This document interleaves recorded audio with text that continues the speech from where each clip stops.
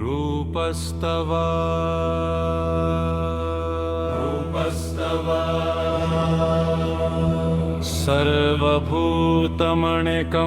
सर्वभूतमणिकम्पिततुभ्यं शान्तिमेव चरितं तव रूपम्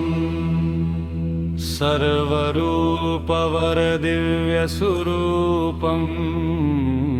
तन्नमामि दशबलवररूपम्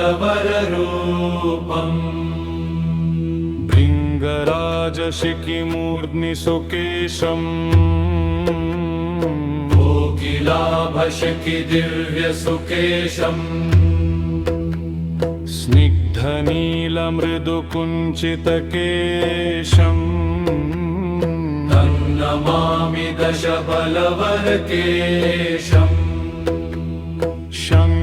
शङ्खकुन्दकुमुदं विमरोमम् जन्मदुःखविगतं विमरोमम् रोगशोकविमते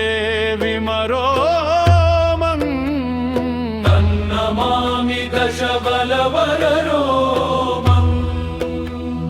पूर्णचन्द्रद्युतिशोभितवक्त्रम् तुङ्गनासमणिभाशुभवक्त्रम्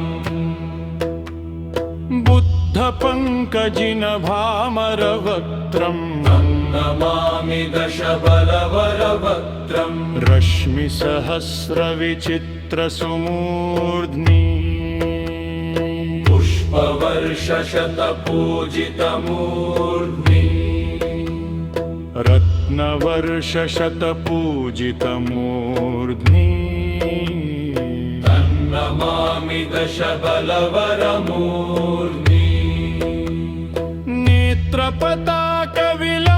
नेत्रपताकविलम्बितशीर्षम्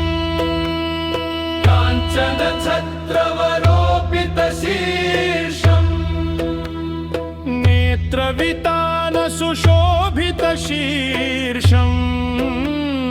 तन्नमामि दशबलवरनेत्रम् दिव्याम्बरमुकुटं मणिमुकुटम् चन्द्रप्रभामुकुमामणिमुकुटम् आगतशीर्षमखण्डितमुकुटम्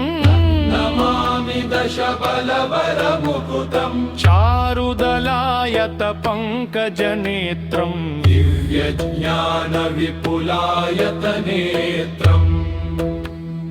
ध्यानमोक्षशुभसंस्कृतनेत्रम् तन्नमामि दशबलवरनेत्रम्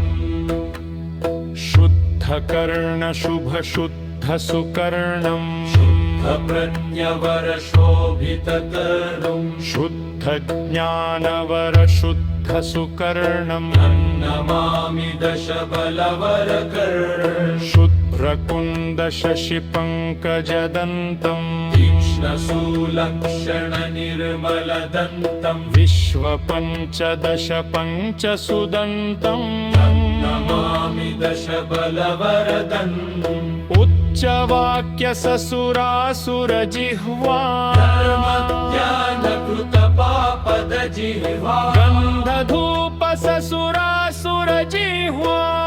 नमामि दशबलवरजिह्वा मेघसुदुन्दुभिनादितघोषम् सत्यधर्मनयसुविदितघोषम् दिव्यवादिपरवादितघोषम् तन्नमामि दशबलवरघोषम् ग्रीवदशग्रीवसुग्रीवम् जातिवीर्यं तव ग्रीवसुग्रीवम् हेमवर्णमणिग्रीवसुग्रीवम्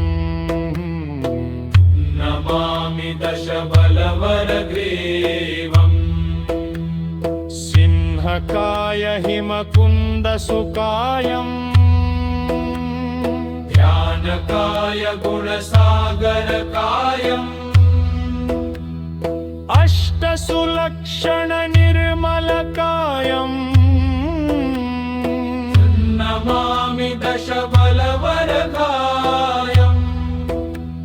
श्वेतरक्त नीलधवलशुभशोभितवस्त्रम् नीलपीतहरितायितवस्त्रम् हारधवलशुभशोभितवस्त्रम् तन्नमामि दशबलवरहस्तम् हेमनागकरसंस्कृतबाहुम् पुष्पदानकृतशोभितबाहु धीरवीर्यसुमनोहरबाहुम् नमामि दशबलवरबाहु श्यामरचक्रसुशोभितहस्तम् विमलसुकोमलपङ्कजहस्तम् भूतप्रेतशरणागतहस्तम् नमामि दशबलवरहस्तम् रागद्वेषतलवर्जितचित्तम् कल्पकोटिसमभावितचित्तम्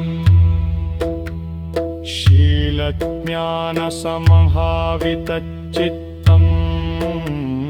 तन्नमामि दशबलवरचित्तम् पद्मनाभशुभशोभितनाभम् पद्मयोनिशुभशोभितनाभम् बिम्भच्चोभ्यसशोभितनाभम् नमामि दशबलवरदाम् मन्त्रसुलक्षणभूषितपादम् अङ्कुशशक्तिविराजितपादम् रागयच्छबलभावितपादम् नमामि दशबलवरमाद्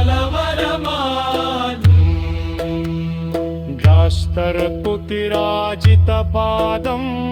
भीमदानवगरवन्दितपादम् सर्मदभगळवन्वितपादम् नमामि दशबलवरमाद्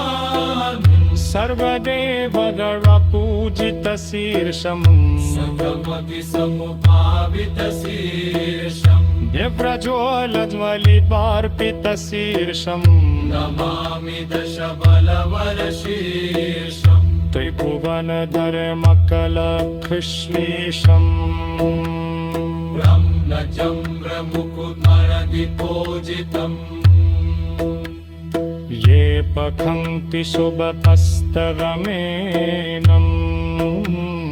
येन पन्ति शुभमक्षपकारिगमम् श्रीमदार्यावलोकितेश्वर भटदार तस्य रूपस्तरं समतम्